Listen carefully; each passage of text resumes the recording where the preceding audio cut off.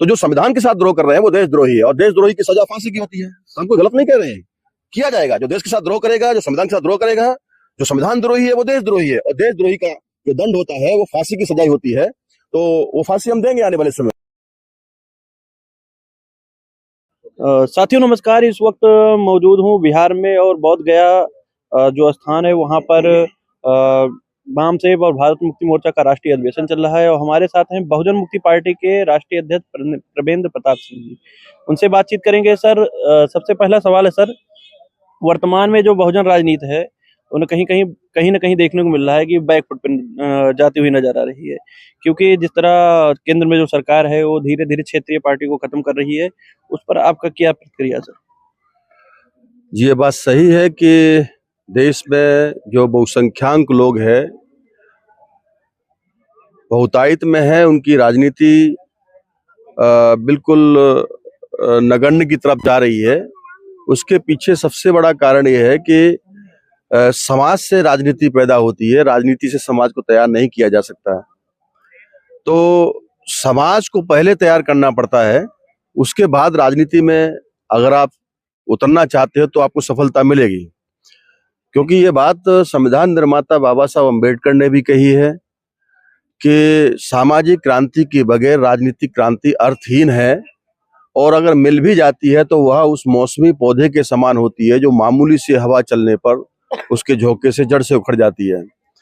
तो वही भारत की राजनीति का आज मामला है। अगर दुश्मनों की अल्पसंख्यक लोगों की राजनीति सफल हो रही है देश में, तो उसके पीछे ये है कि उन्होंने हमारे लोगों को अपने मुद्दों के आधार पर, हिंदू के नाम पर और ऐसे तमाम बिंदु राष्ट्रवाद के नाम पर उन्होंने अपने जाल में फंसा के रखा हुआ है, इमोशनली तौर पर फंसा के रखा हुआ है, और हमारे इतिहास से उनको वाकिफ नहीं होने दिया है।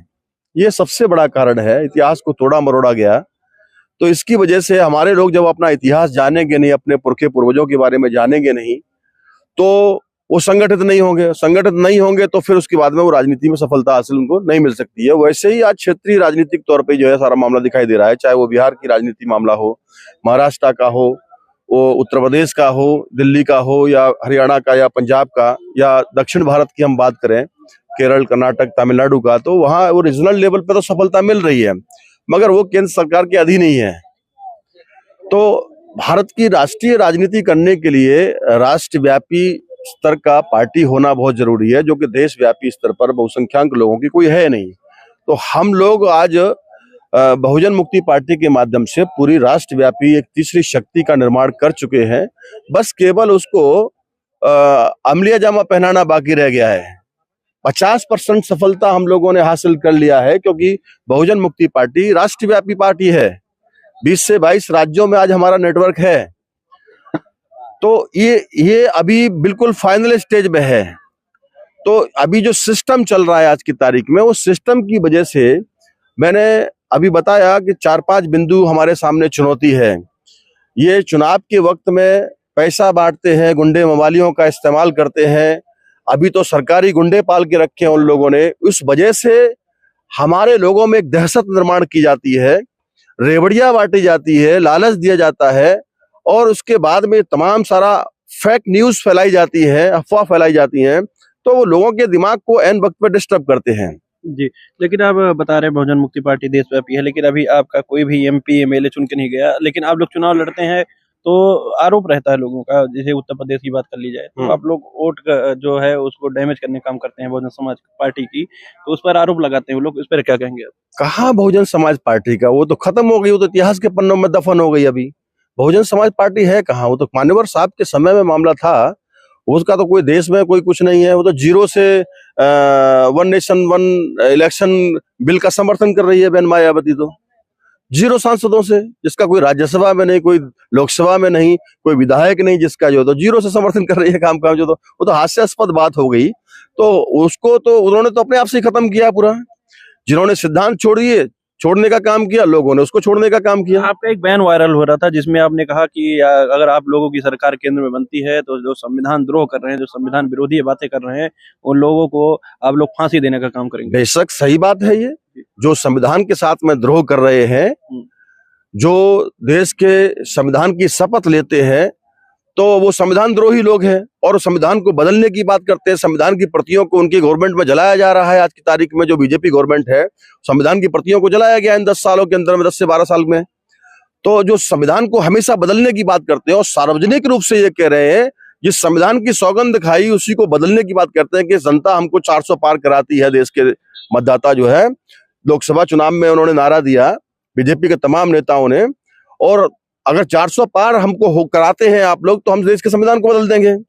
तो जो संविधान के साथ द्रोह कर रहे हैं वो देशद्रोही है, और देशद्रोही की सजा फांसी की होती है। तो हम कोई गलत नहीं कह रहे हैं, किया जाएगा। जो देश के साथ द्रोह करेगा, जो संविधान के साथ द्रोह करेगा, जो संविधान द्रोही है वो देशद्रोही है, और देशद्रोही का जो दंड होता है वो फांसी की सजाई होती है। तो वो फांसी हम देंगे आने वाले समय में। अभी देश के पार्लियामेंट पर में सेशन चल रहा था, उसी दौरान गृह मंत्री अमित शाह जी ने जो बयान दिया, बड़ा ट्रेंडिंग मामला चल रहा है, लोग उसका विरोध जता रहे हैं। बहुजन समाज के तमाम नेता बढ़ चढ़ कर इस पर हिस्सा ले चुके हैं और बयानबाजी कर रहे हैं कि जैसा कि अमित शाह ने कहा, अम्बेडकर का नाम लेकर अगर आप जय श्री राम का नाम लेंगे तो आपको स्वर्ग की प्राप्ति होगी। इस पर आपका क्या स्टैंड है? अमित शाह जी अपने बाप को बाप कहते हैं तो ये अच्छी बात है। वो दूसरे के बाप को अपना बाप मान रहे हैं और दूसरों को नसीहत देने का काम कर रहे हैं। वो अपने बाप को ही बाप कह ले।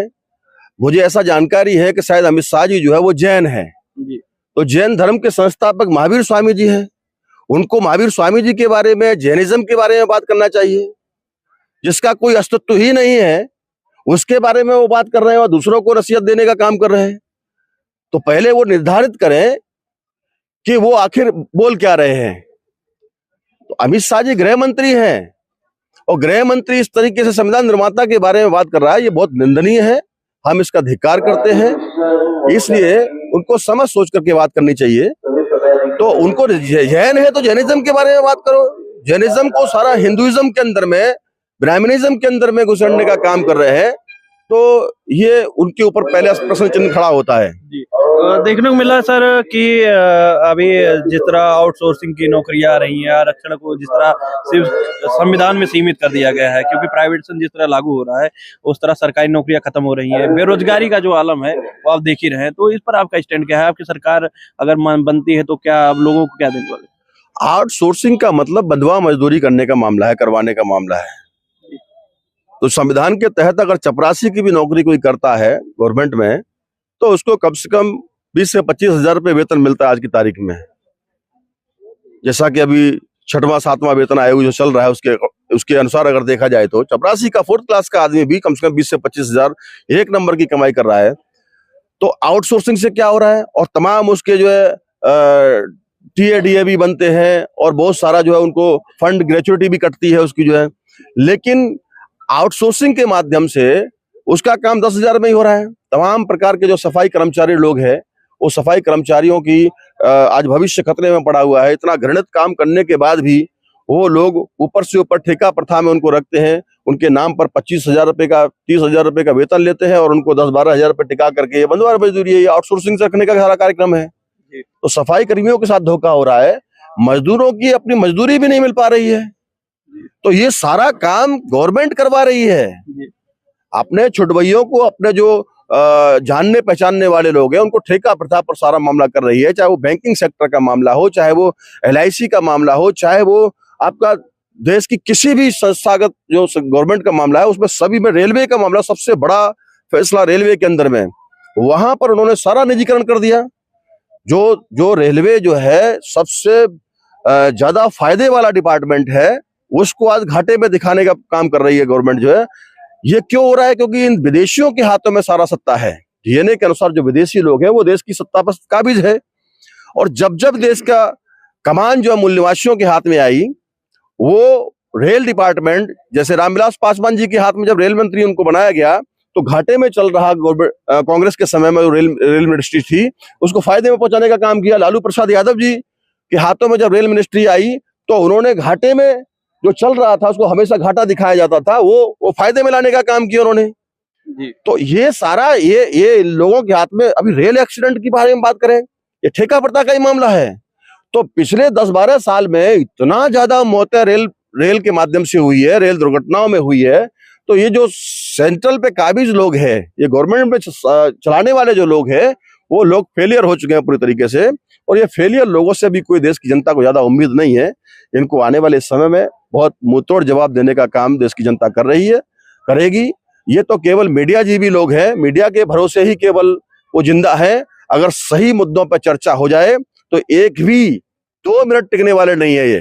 जी, अभी आपको महाराष्ट्र चुनाव चल रहा था, देखने को मिला सोशल मीडिया पे बहुत सारी खबरें वायरल हुई, जिसमें आपके विंग के ही बहुत सारे लोग छोड़कर दूसरी पार्टियों को ज्वाइन कर लिए, आपके ही संगठन में तोड़फोड़ हुआ, इसको लेकर क्या कहेंगे? अवसरवादी लोग हैं, वो लोग अवसर देखते हैं जिनके अंदर पेशेंस की कमी होती है। हमारा ही नहीं, दुश्मन हमारे बहुत सारे जो आप लोग सेक्शन नहीं हो रहे ना, उनका कहना आप विधायक बना ही नहीं पा रहे हैं, तो चले ही जाएंगे ना। तो अभी क्या भविष्य है?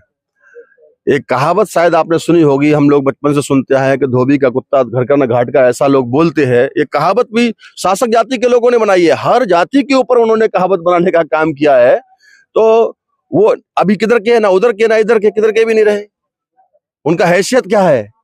तो जिनके अंदर धैर्य की कमी होती है, और आंदोलन का जो रिजल्ट है वो थोड़ा धैर्य रखने से आता है, इतना आसान नहीं है। राजनीतिक सत्ता रातों रात परिवर्तन होती है, तो जिसका सामाजिक संगठन होता है, जिसके पीछे एक संगठनात्मक शक्ति होती है, वो बदलते हैं। तो इसीलिए उनको धैर्य नहीं था, तो चले गए। अब चले गए तो क्या कर सकते हैं? क्या संदेश देंगे तमाम बहुजन समाज के लोगों को? मैं देश के निवासियों से, भारत की जनता से केवल यही कहना चाहूंगा कि दूसरे आपका कभी भला नहीं कर सकते। ये बुद्ध की पवित्र ज्ञान की धरती है, बोध गया, और उन्होंने ये कहा है कि अपदीपो भव, अपना प्रकाश, अपना रास्ता आपको खुद ही चुनना होगा, खुद ही अपने ज्ञान का प्रतीक बनना होगा। दूसरे के भरोसे पर आप अपना कल्याण की उम्मीद करते हो तो शायद ये सही बात नहीं है। इसलिए इस पवित्र स्थली से मैं ये कहना चाहता हूं देश की जनता को, बुद्ध का उस विचार पर आप अमल करना शुरू करो। जिस दिन कर देंगे, आप भारत के शासक होंगे, ये देश आपके नियंत्रण में होगा, और जब आपके नियंत्रण में देश होगा तो आपका संविधान होगा, और आप जैसा चाहो अपने देश को अपने तरीके से चला सकते हो। लेकिन दूसरों के साथ अन्याय नहीं करना है, बदले की भावना से काम नहीं करना है।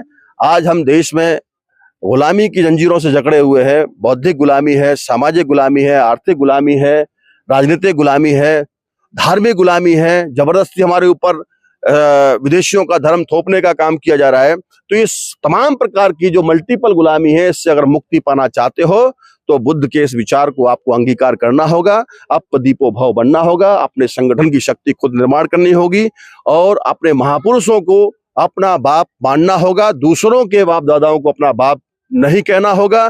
जिस दिन ये देश की जनता ये करना छोड़ देगी, भारत का हुक्मरान बन जाएगी। और देश में, दुनिया में जो हुक्मरान होता है उसकी कोई समस्या नहीं होती है, जो गुलाम होते हैं उनकी हजारों लाखों समस्याएं होती हैं। अगर आप अपना आपको आजाद करना चाहते हो तो आपको संगठित शक्ति के रूप में उभरना होगा। साथियों, हमारे साथ है परवेंद्र प्रताप सिंह, और जो कि बहुजन मुक्ति पार्टी के राष्ट्रीय अध्यक्ष हैं। साथियों, तमाम विषयों पर उन्होंने जानकारी दी और अपनी बातें रखी। इन तमाम विषयों पर आप क्या कहना चाहते हैं सर के? अपनी जो राय है कमेंट बॉक्स में जरूर दीजिए। वीडियो अच्छा लगा तो वीडियो को लाइक करें, और चैनल को सब्सक्राइब नहीं किया चैनल सब्सक्राइब करें। बहुत बहुत धन्यवाद sir. Thank you so much. Thank you.